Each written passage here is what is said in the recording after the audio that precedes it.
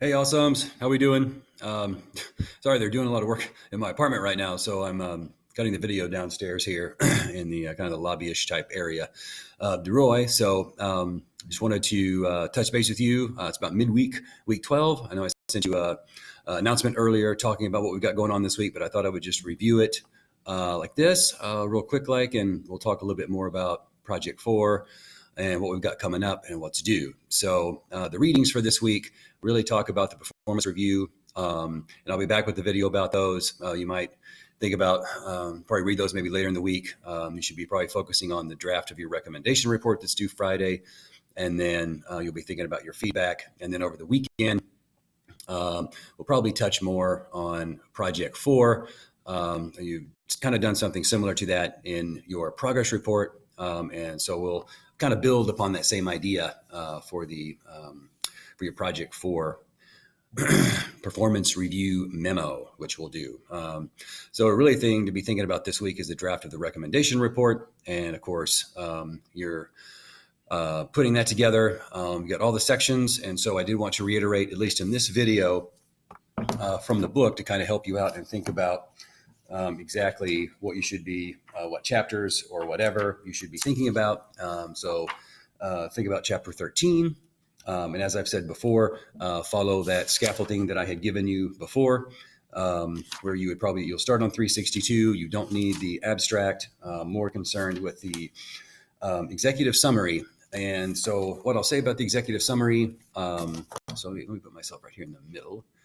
So think about the executive summary is to really follow the example.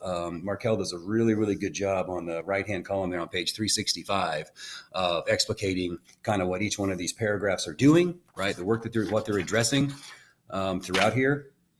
As he says here, the executive summary describes the project with a focus on the managerial aspects, particularly the recommendation.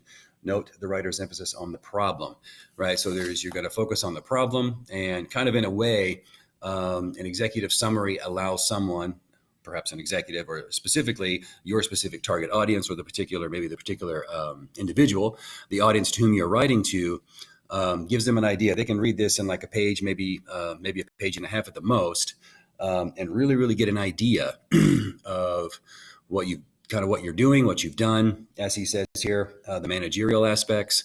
So you might give a little bit of background of the problem, a short paragraph about how you kind of tackled the problem, right? Think about your methods. And then you might also think about maybe a brief paragraph about results discussion. And then, as he says here, you do at least mention, right, in the very last paragraph, what your recommendations are. So this is like a succinct synopsis of, it's a summary, right? And you think about how we write summaries and really take a look at how he delineates these along this right-hand column. And you find these, right, because this is what I'll be using for grading. So when you think about this as this sample, and of course there's samples on Blackboard as well, you'll notice on here you got the executive summary, and then he goes into detail about the introduction and kind of like how each paragraph, the particular work that it's doing, what it's kind of addressing, and how it works within the entirety of introducing the issue, the problem, what's happening. You'll notice some of the language that's in the introduction. And then your research methods, I don't want to say are pretty self-explanatory, but there again, in the research methods, I highly encourage you, as many of you have done, and I give you props for that, because using the tasks, right? And what you can do with research methods, right? So you have each one is a task, right? You kind of have a little mini introduction to your research methods. You break it out by task. Here's the tasks, what we're going to do. Here's what research methods are what we've done, right? So always make sure that the research methods kind of like a past tense voice to delineate all your tasks, and you get your results, a short sentence or two, and boom, you go right into task one. Here's the results from task one, right? And then someone can flip back to your research methods and go, task one was this, and here's what they did, and here were the results, right? Results, task one, task two, task three. It makes it so this is where technical communication can really be our friend, right? Headings are our friend in this situation, this scenario. Then you talk about what the results were from the particular methods that you employed. survey, questionnaire, or primary, and secondary research or other things that you did, then you can just do them by task again. And it helps you stay on task, no pun intended, helps you stay on task, and it helps you focus. So you don't have to worry about writing this, not like a huge essay, right? And then go through those, right? Those are going to be a little bit longer because your results, you're going to maybe discuss them a little bit. And then your conclusions are going to be kind of a result of maybe what your top 4 or 5 things were that you may have a result in.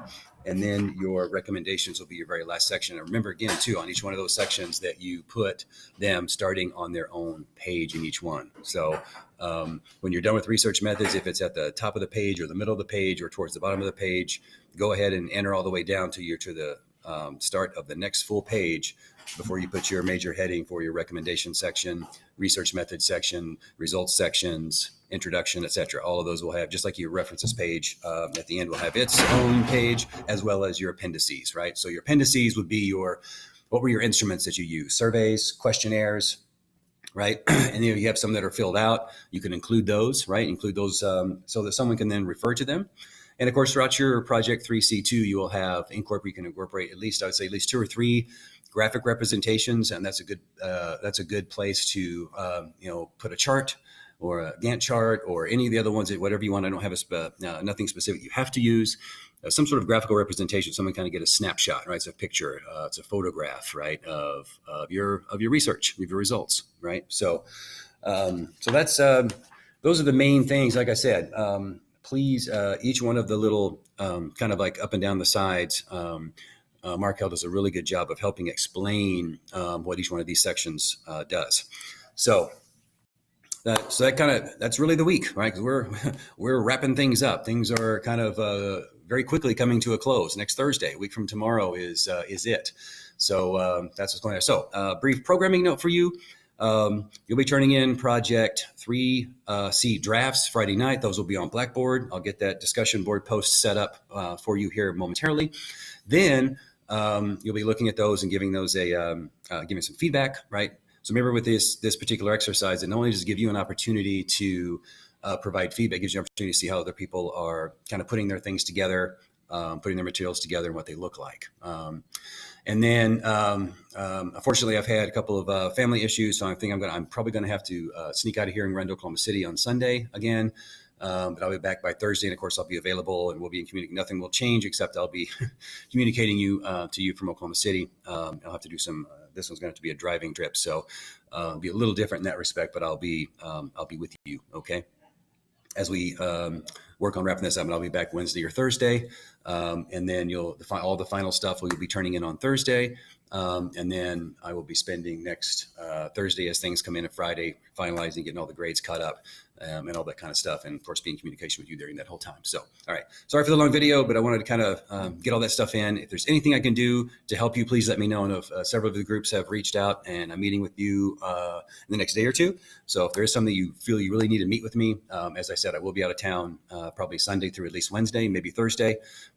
So that I will be available via email and like Google Hangout with you or Skype or do whatever and help you finish strong, right? That's what we're going to do.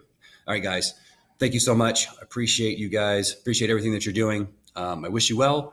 Have a most wonderful day, and I'll talk to you soon. Bye.